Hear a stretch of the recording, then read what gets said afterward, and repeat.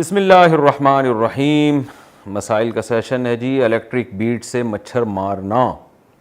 کیا electric bat سے مچھر وغیرہ مارنا جائز ہے؟ یاسر جمال کلکتہ سے۔ مچھر مارنا تو جائز ہے، وغیرہ وغیرہ سے آپ کی کیا مراد ہے؟ یعنی مچھر جیسے چھوٹے موٹے جانور وہ جائز ہیں، تو مجبوری ہے کیونکہ مچھروں کو الگ الگ پکڑ کے آپ تھوڑی ماریں گے کہ ایک ایک مچھر کو الگ سے پھانسی کے پھندے پہ چڑھائیں۔ ہول سیل کے حساب سے ہی مارے جاتے ہیں مچھر، تو اسی طرح مار سکتے ہیں، جائز ہے، کوئی گناہ نہیں ہے۔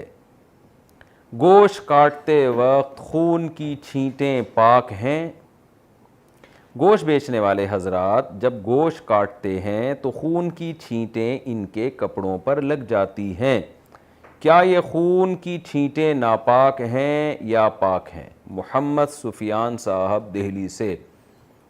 دیکھیں، جانور کو ذبح کرتے ہوئے جو بہتا ہوا خون ہوتا ہے نا، جو جانور کی باڈی سے خون بہہ کے نکل رہا ہوتا ہے، وہ حرام ہے، ناپاک ہے۔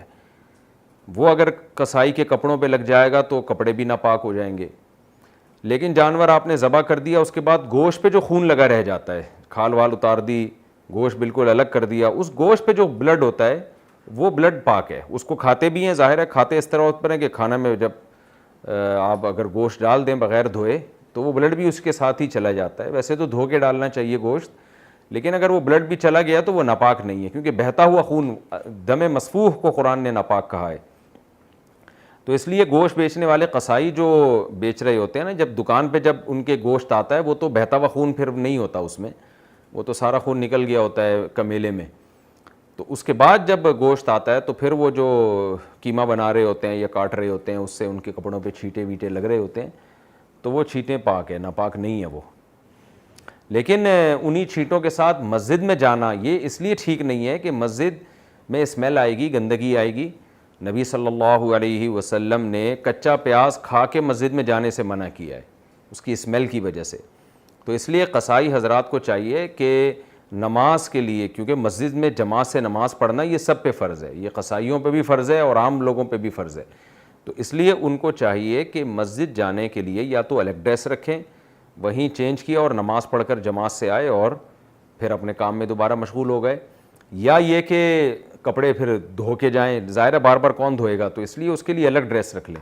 اسی گوشت والے کپڑوں میں جب آپ مسجد میں جائیں گے تو لوگوں کو اسمیل آ رہی ہوتی ہے، اور جماعت چھوڑنا آپ کے لیے جائز بھی نہیں ہے، خوب سمجھ لیں۔ جانور کی منت مانی ہو تو کیسے پوری کریں؟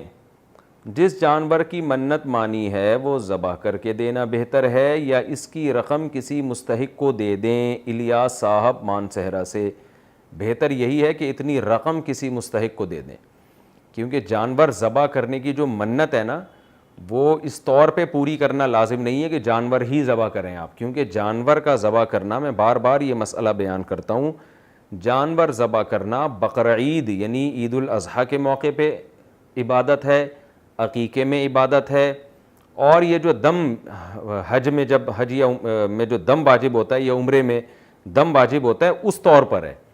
اس کے علاوہ جانور کاٹنا کوئی اسلام میں عبادت نہیں ہے، ضرورت ہو تو کاٹیں، نہیں ہے تو جانور کو رہنے دیں، زندہ رہنے دیں، جیسے کہ ساری مخلوق زندہ رہتی ہے، اس کا بھی حق ہے۔